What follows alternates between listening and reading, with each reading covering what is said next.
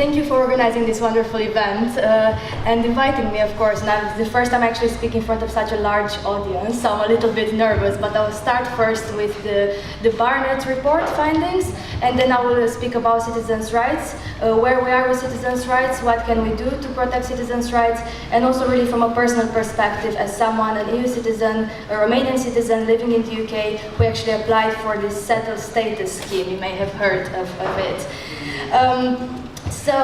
In terms of the Barnet report, so you have this report here, is part of a larger research project which is called Understanding Brexit at the local level. So if you just Google Understanding Brexit at the local level, you'll reach the LSE page and you can see summaries of the report, and also in the process of producing a final report that merges the findings from all 5 case studies. So we have 5 different reports here. So obviously Barnet is a Remain area, but we also have 2 case studies of areas that voted to leave, and those are Pendle and Mansfield. So if you're interested in a different perspective as well, you have those reports there. We also have something at the LSE called Generation Brexit. So this is a platform for younger people under 30 years old who contributed ideas about a range of different topics. And if you just Google Generation Brexit Barnet, you'll find a page with Barnet, so you can encourage younger people you know, your friends, family in Barnet to respond to this impact study. So you can put comments about the report and also your own perspectives and experiences, whatever side you're on that page, and we'll look at those and we'll probably incorporate some of those comments and insights into a later version of the report. So, okay, so overall, in terms of the overall findings, as most impact assessments, really, it's overall a negative impact that's expected.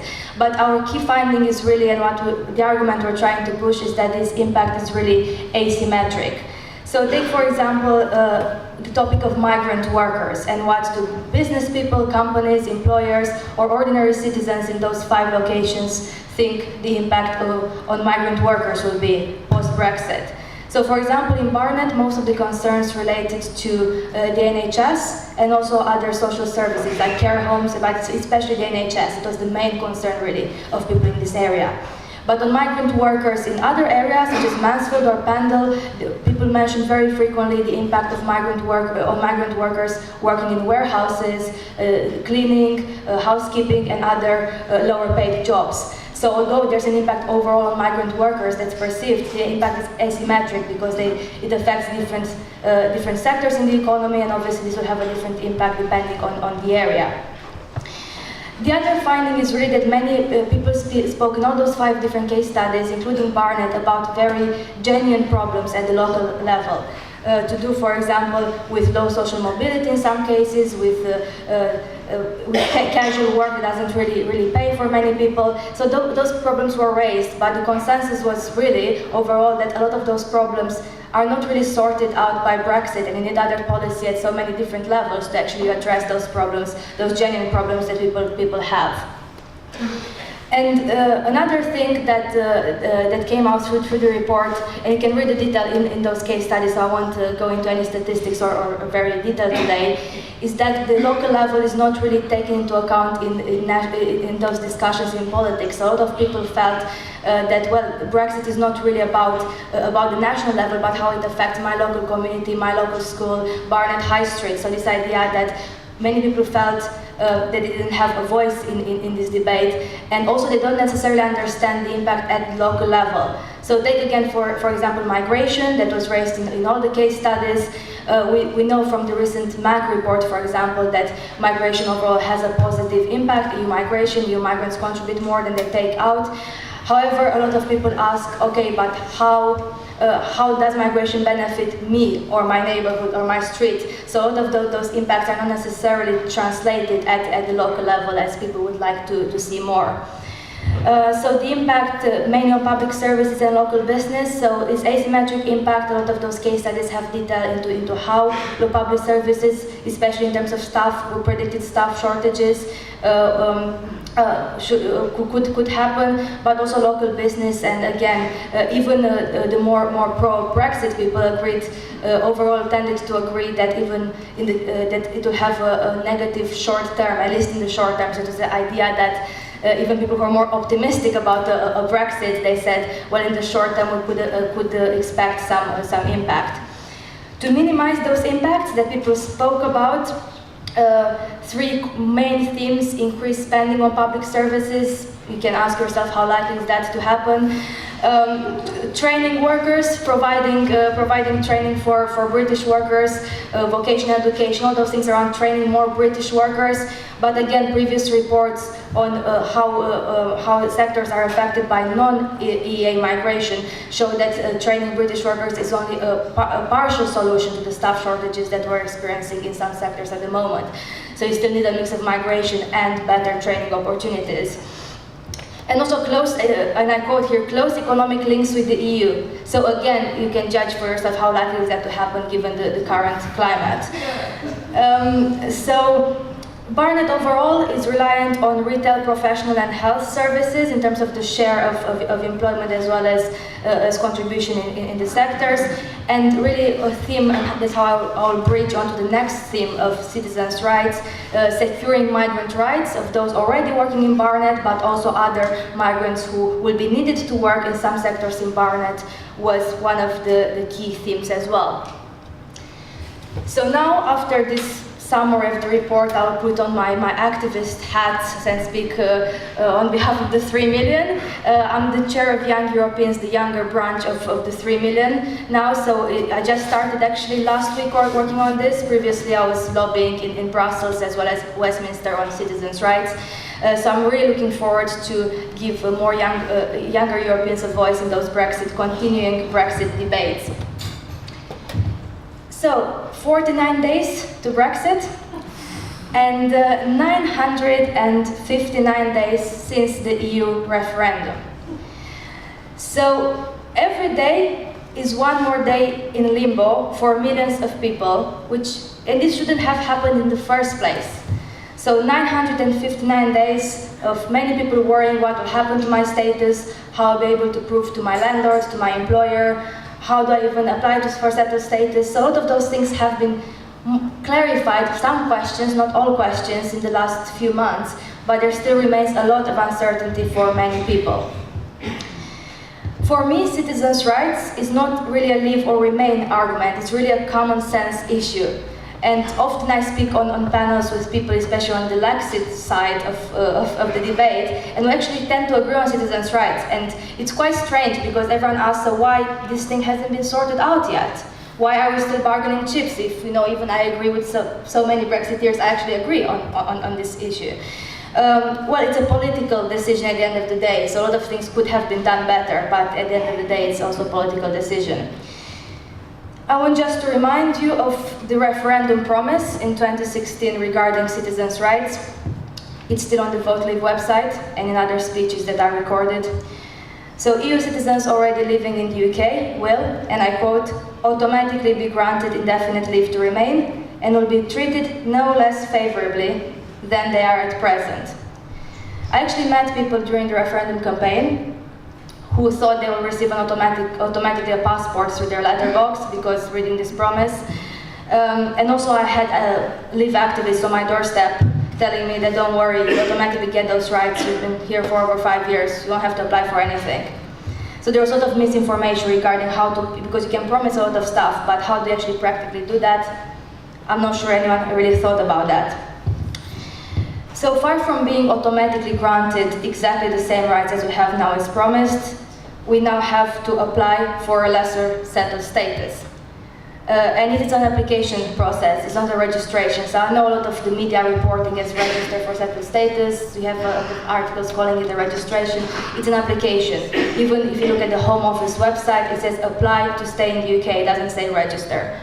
So it's not registering for an event on Eventbrite like you did this evening. It's like applying for a job or a place at university. So it's not really that easy for many people. Now Amber Rudd, you probably know of her, promised that applying for this settled status will be as easy as opening an account at LK Barnet. In case you don't know, it's quite an expensive shop. So So I actually I applied for settled status myself, so I tried to open an account at LK Barnet. And the LK Barnet didn't request 5 years of residency evidence. It didn't request to scan my passport or to take my face scan, so it was definitely easier. It was not as easy. So again, you promise one thing, but actually reality is a different thing. However, I applied for settled status. I know some of you are vocal against applying for it because you think it's not the right thing to do, but for all of us, we can't actually afford to become illegal after Brexit because I have friends, family here, so my personal decision is to apply for this. And after I was rejected permanent residence on my birthday in May last year, actually it was a relief to get settled status, although it's a lesser settled status. One of my final points today is it's really important to be aware of our privileges in this situation. Because, yes, I applied for settled status, it took me a few hours, I had to merge, compress different PDF files, I waited for the decision. I'm one of the lucky owners of an Android phone, a new enough Android phone to actually work for the passport the passport and the face scan. So I'm privileged in that way, if you think about it, because I'm digitally skilled, I can merge, compress all those PDFs, I can actually find my documentation. But for a lot of people, it's not the same.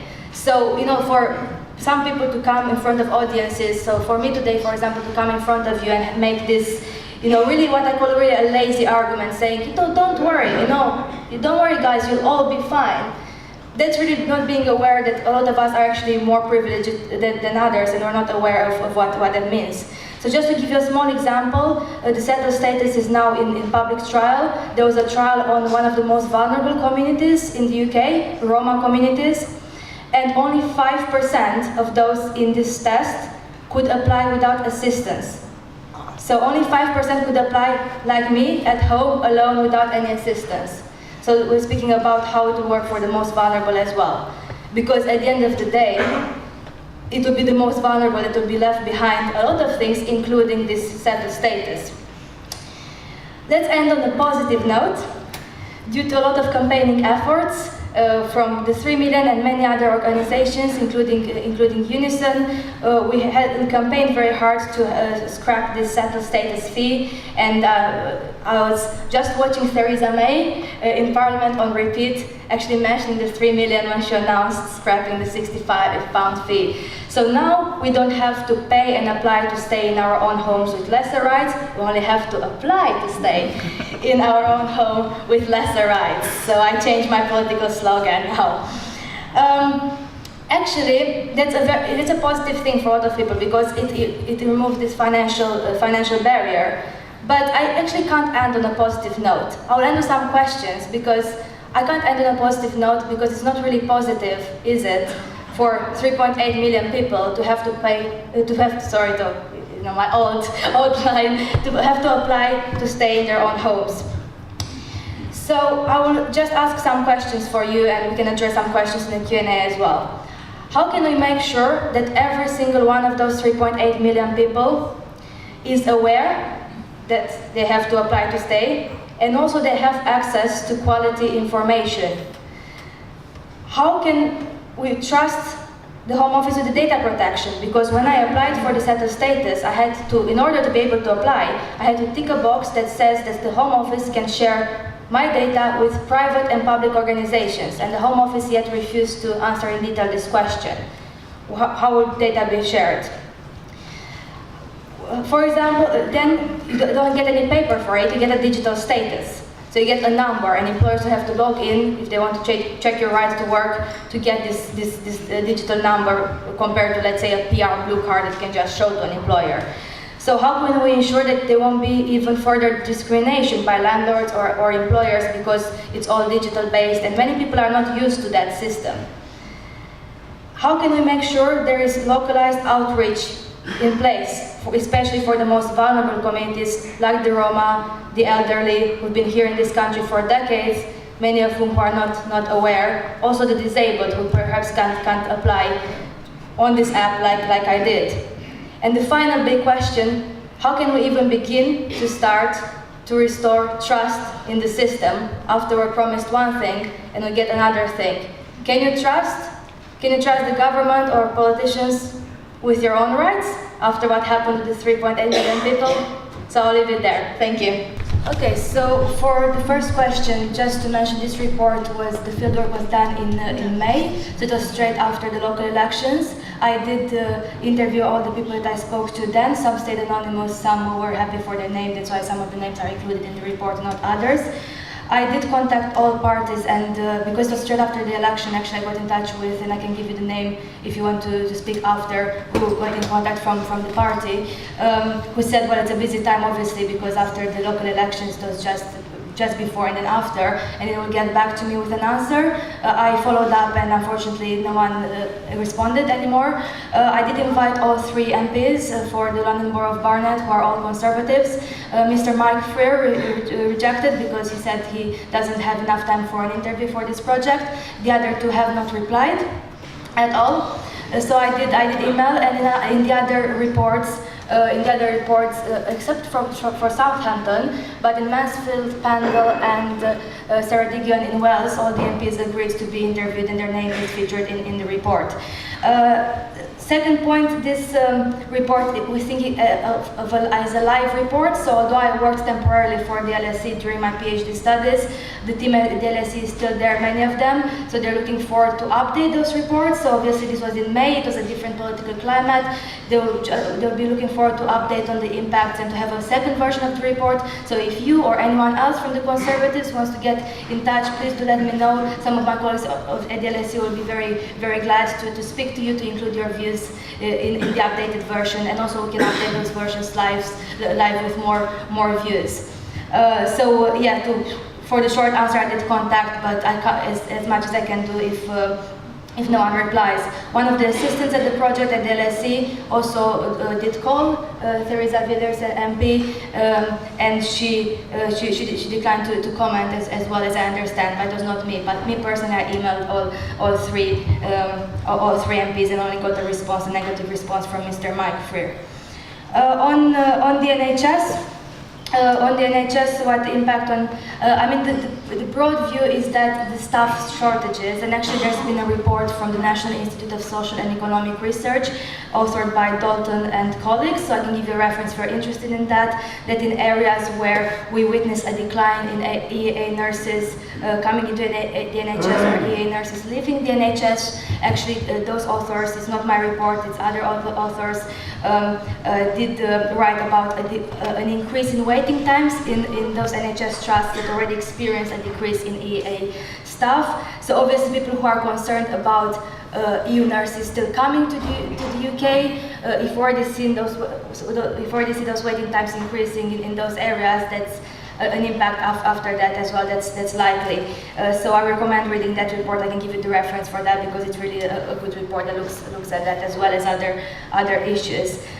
So yeah, it's mainly about staff. How can the NHS still attract staff to come from the EU, especially now, for example, my mom, she's training now as a GP near Cambridge, but she came here before Brexit. Before the referendum, but now in the hospital in Romania they're advertising those posters saying your future starts in Germany, and before that they advertised for the UK. So yeah, it's a question, how can the NHS still, of course, retain the staff that's already here, and how can they recruit more if they need to. But that report really looks at waiting times in relation to EA nurses, and especially with nursing we have witnessed a decrease in applications from nurses, and there's a report on that as well that I can give you the reference for. Was there anything else? The third one was about Barnet Council for Imagine and what we should do, and that they're continually not engaging with the whole debate. Well, obviously I'm not there, like you're the one who is in the council, so I'm not sure what happens in terms of the debate, so I can't comment on that. But generally speaking, there was a broad view that there should be more engagement at the local level, and we should speak more about local issues. And a lot of those impact assessments especially economic impact assessments, have focused on the UK overall. So I think with this project, at least we started a conversation about the local level. So that's why their live reports will update them.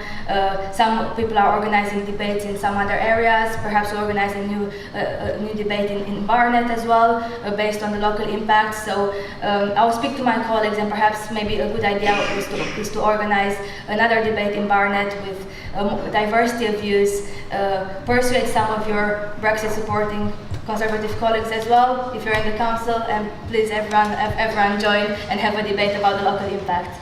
Okay, I just double-checked this, so the report that merges the findings of all 5 case studies is not published yet, so the research lead is still working on that overall summary. So if there's anyone who wants to add a statement or add any comments, he'll be very happy to incorporate some of the comments in the final report until we have a version 2 of those reports. So if you want to get in touch, you can find, of course, our names on the report, but also I'm happy to give my personal details so I can put you in touch with him so he can collect your views, as well as other people who may have a different view, who feel unrepresented in the report. That was not my intention or our intention. We did contact everyone equally. Thank you, Alex. Right. Thank you.